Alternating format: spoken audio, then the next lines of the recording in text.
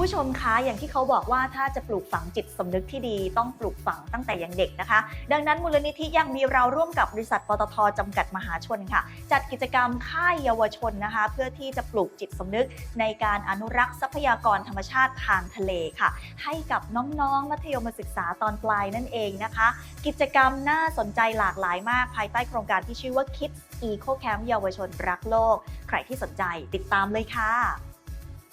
มูลนิธิยังมีเราร่วมกับบริษัทปตท.จำกัดมหาชนจุดพลังคนรุ่นใหม่ใส่ใจสิ่งแวดล้อมรักโลกรักทะเล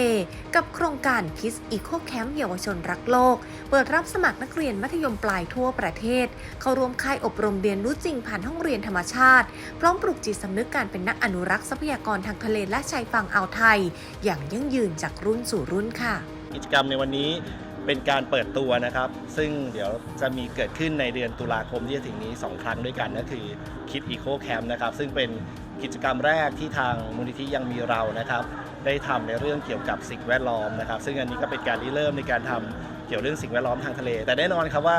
ถ้าไม่ได้รับการสนับสนุนจากทางหน่วยงานต่างๆนะครับไม่ว่าจะเป็นทางปตท.ก็ดีนะครับหรือว่าทางกระทรวงทรัพยากรธรรมชาติและสิ่งแวดล้อมและหน่วยงานอีกหลายๆหน่วยงานที่มาร่วมกันยินดีมากค่ะที่ได้เป็นส่วนหนึ่งนะคะกับกิจกรรมดีๆแบบนี้เพราะว่าเราเป็นคนชอบเที่ยวแบบธรรมชาติอยู่แล้วค่ะแล้วก็ดีใจที่จะได้เห็นคนรุ่นใหม่เรียนรู้แล้วก็มาช่วยกันอนุรักษ์สิ่งแวดล้อมโดยเฉพาะทะเลอะค่ะผมว่า selection คัดสรรมาสนุกมากแล้วก็พีเคเป็นส่วนหนึ่งนะแต่ก็เหมือนเป็นคนดูด้วยแล้วก็รู้สึกว่าวันนี้เป็นวันที่ค่อนข้างฟูลสำหรับพีเคเหมือนกันครับสนุกมากๆเลยค่ะได้แบบว่าเก็บขยะช่วยเหลือธรรมชาตินะคะแล้วก็รู้สึกว่าอยากให้หลายๆคนมาแบบว่ามีประสบการณ์เหมือนหนูค่ะใช่ครับแล้วก็อีกอย่างหนึ่งครับการมาครั้งนี้เป็นการปลูกฝังจิตสำนึกของพวกเราด้วยเพราะว่าการที่เราจะรักโลกอะครับทุกคนไม่ได้ทำกันง่ายๆเราต้องเริ่มจากการจิตสำนึกแล้วก็ปลูกฝังแล้วก็ตระหนักถึงความสำคัญของมันด้วยครับค่าย Kids Eco Camp เปิดรับสมัครเฉพาะนักเรียนที่กำลังศึกษาอยู่ในระดับชั้นมัธยมศึกษาตอนปลายทั่วประเทศโดยผู้ที่ผ่านการคัดเลือกจำนวน100คนจะได้เข้าร่วมกิจกรรมค่ายโดยไม่มีค่าใช้จ่ายตลอดทั้ง3วัน2คืนที่จังหวัดระยองและสงขลา